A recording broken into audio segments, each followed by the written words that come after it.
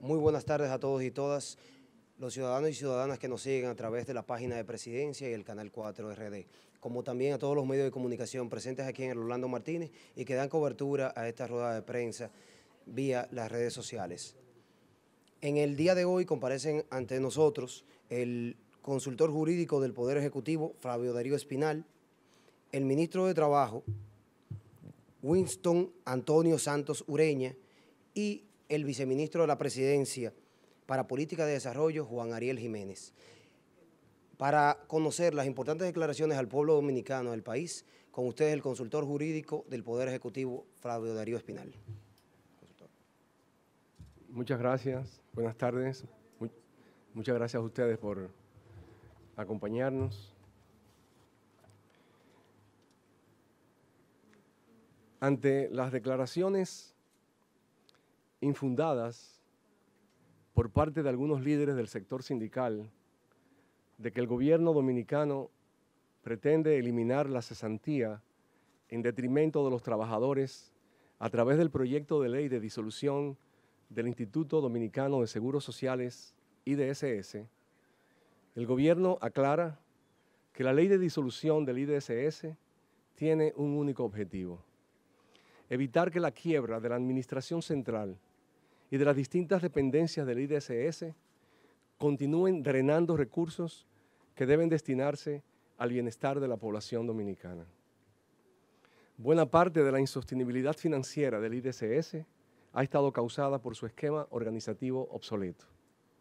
Por eso, es decisión irrevocable del gobierno mantener en el Congreso el proyecto de ley de disolución del IDSS, como lo es también garantizar los derechos de los afiliados a este y de los trabajadores que conforman la institución.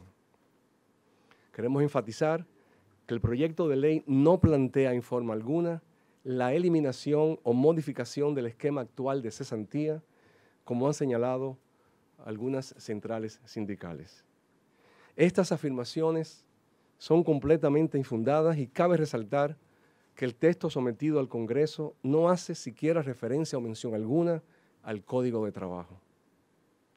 A continuación, permítame leerle la redacción del artículo 4 del referido proyecto de ley de disolución del IDSS, que puede ser el artículo que ha generado la confusión a la que nos estamos refiriendo.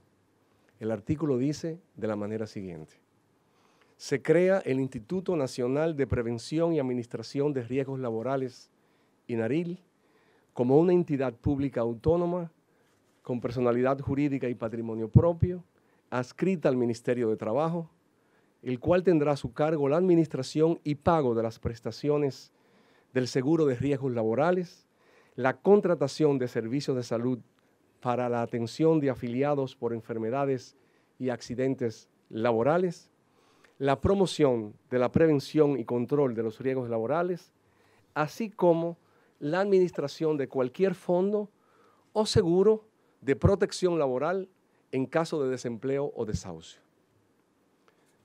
Como se ve, no hay mención alguna al Código de Trabajo, ni a la cesantía, ni mucho menos a la modificación o eliminación de esta, ni en este artículo, ni en ningún otro.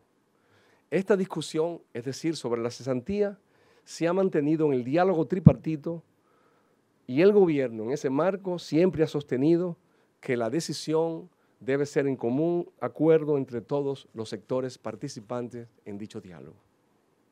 Tampoco se menciona la creación de fondo alguno.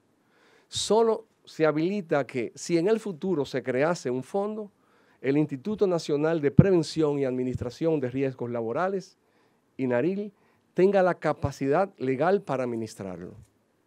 Además, sería jurídicamente imposible que una ley adjetiva, como la propuesta de ley de disolución del IDSS, modifique una ley orgánica, como es el caso del Código de Trabajo. Aunque, reiteramos, en ninguna parte del texto se plantea hacerlo. Como señalamos al principio, el gobierno tiene el firme compromiso de mantener la estabilidad laboral de los trabajadores del IDSS, reubicándolos en un proceso escalonado en otras dependencias del Estado y pensionando a aquellos que cumplan con los requisitos establecidos en la ley para su retiro. De todas formas, y en aras de zanjar definitivamente cualquier malentendido, el Poder Ejecutivo enviará inmediatamente al Congreso una modificación al texto del proyecto de ley que excluye explícitamente la mención del Fondo de Protección Laboral, puesto que esto no variaría esencialmente la ley. Me refiero a la última línea del artículo que le leí, el número 4 del proyecto de ley. Además, a solicitud tanto del sector sindical como del sector empresarial, el cambio incluiría un aumento de los representantes en el Consejo del INARIL. Confiamos que, con el cambio mencionado, el malentendido producido quede definitivamente aclarado y que el Congreso pueda así avanzar hacia la necesaria aprobación de esta ley que reforzará la provisión de seguros a los trabajadores dominicanos. El gobierno dominicano reitera en consecuencia que, primero, no tiene planes de eliminar la cesantía ni a través del proyecto de ley de disolución del IDCS, ni a través de ningún otro instrumento jurídico. Segundo, que ese aspecto debe discutirse en el marco del diálogo tripartito sobre el Código de Trabajo. Y tercero, que mantienen las cámaras legislativas dicho proyecto de ley con las modificaciones anunciadas. Esta posición se sustenta en el compromiso del presidente Medina y del gobierno dominicano con políticas que beneficien a las clases trabajadoras y a la población más necesitada en sentido general, y esperamos continuar nuestra agenda de diálogo con los distintos sectores sobre varios aspectos importantes para la vida laboral y productiva de los dominicanos y las dominicanas. Muchas gracias.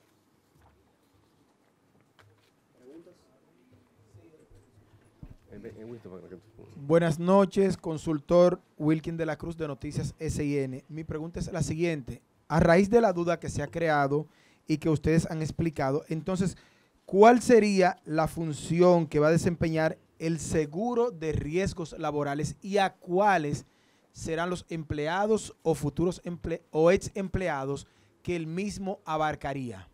Entonces, le doy la palabra al ministro de Trabajo. Recuerden que lo que plantea la ley es transformar la actual ARL a INARIL. Solamente un cambio de nombre. O sea, los mismos empleados de régimen contributivo tendrían su seguro de riesgos laborales a través de ese instituto.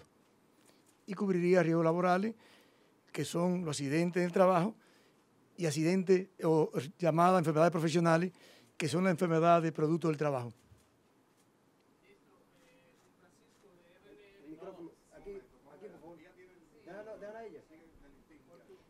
Buenas tardes, Yudelka Domínguez del Listín Diario. Nosotros queremos saber cuál es la posición del gobierno respecto a las presiones que ha recibido el presidente del Tribunal Superior Electoral. Escúchame, pero ese no es el tema.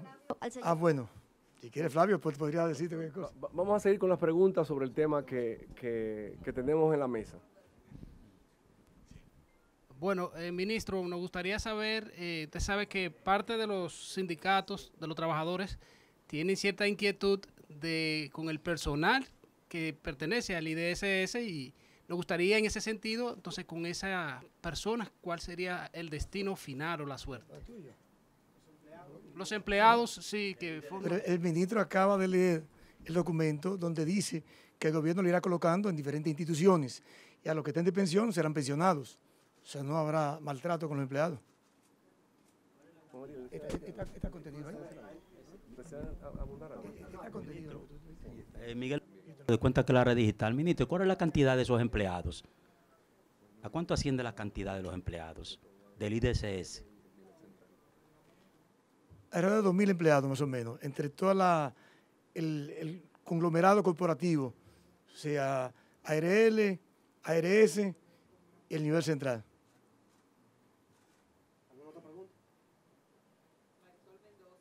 Ministro, ministro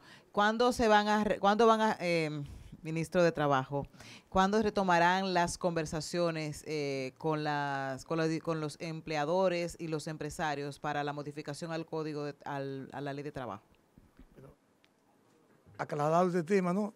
En las próximas horas estaremos llamando a los líderes sindicales para retomar diálogo laboral.